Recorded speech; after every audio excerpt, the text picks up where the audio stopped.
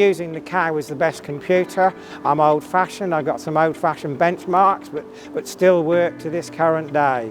So not only after we'd looked at rumen fill and belly fill, then I looked at really the cutting of the cow. So that's basically when we've got, I'm looking across now, but when we've got 10 cows lying down, then we want to see at least 7 out of 10 cows chewing the cud. And then basically wait and do a cud score. So let a cud ball drop down and then count how many times, it comes back up automatically, then how many times she chews it before it goes down again. And our markers that we want to see is somewhere around 65. They can vary from low 50s to over 70. But as a guideline, if we're in the low 50s, it tends to mean we're short of structural fibre in the diet. If we're over 70, we tend to mean we've got a lot of undigestible fibre in the diet, or it's a signal of selective feeding on that particular cow. She could be lame, so she's actually coming to the fence when nobody else is there and she's eating what's left. So it's taking all those things into consideration that we need to look at. And when we're looking at cud score on a cow, the first thing also we want to be looking at is that we want to see a little bit of froth on the bottom jaw. That basically tells us she's making enough of her own rumen buffer.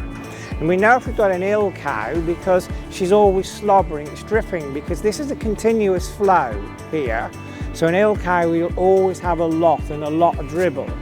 Now, if a cow's got SARA, which is subacute rumen acidosis, we'll have a low cud score, i.e. 50 to 55, but we'll also be lacking this bit of froth and it might look a bit dry. The nose, it will be dry. So those are, again, the tips that the cows tell us that something's not quite right or it's all working okay. So body condition score is another thing which we touched on. So stand behind the cow, look at the tail head, look at the spine. Is the spine looking like that or like that? Looking at the ribs and the cover on the ribs as well. With beef farmers, we know we want a big round backside on them. In dairy cows, this muscle here tends to be indented. And basically that's the cow telling us that she's using a lot of muscle as energy. We call it muscle turnover. So therefore we need to replace those muscles, and muscles is actually amino acids, it's protein, it's DUP. So you need to focus on that. And that's another good point to look at.